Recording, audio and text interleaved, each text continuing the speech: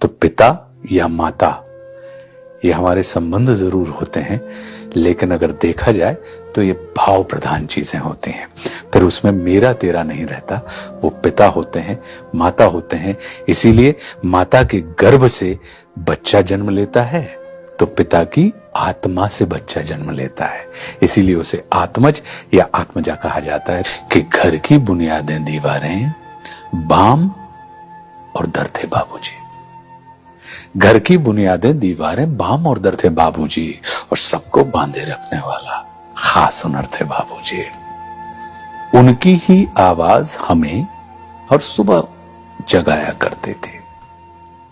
उनकी ही आवाज हमें हर सुबह जगाया करती थी। सारे घर का अनुशासन क्या, सारा घर थे बाबूजी। भीतर से खालिस जज्बाती और ऊपर से ठेठ पिता। भीतर से खालिस जज्बाती और ऊपर से ठेठ पिता। अलग, अनूठा, अनबूझा सा एक तेवर थे बाबूजी।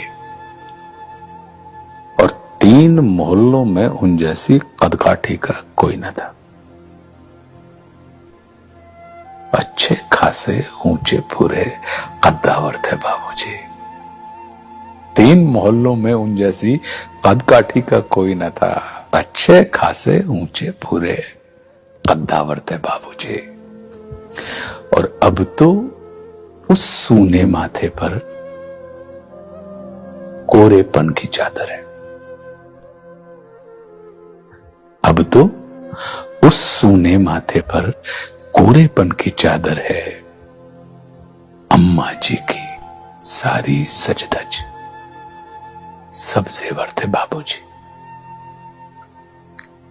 कभी बड़ा सा हाथ खर्च थे, कभी हथेली की सूजन।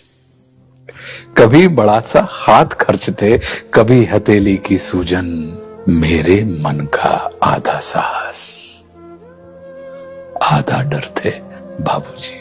कोई भी रचना तभी कालजयी होती है जब उस रचना को पढ़ने वाले या सुनने वाले का अपना अनुभव उस रचना के साथ जुड़ा हो। ये सफलता होती है रचना की और रचनाकार की कि जब संबंधों से हटकर रचनाकार भाव पर ले जाता है। तो पिता या माता ये हमारे संबंध जरूर होते हैं, लेकिन अगर देखा जाए तो ये भाव प्रधान चीजें होती हैं। फिर उसमें मेरा तेरा नहीं रहता, वो पिता होते हैं, माता होते हैं। इसीलिए माता के गर्भ से बच्चा जन्म लेता है तो पिता की आत्मा से बच्चा जन्म लेता है। इसीलिए उसे आत्मज या आत्मजा कहा जाता है। और आप सुनेंगे तो मुझे विश्वास है कि आप सबको लगेगा कि आप सबके पिता के लिए ये लिखी गई है।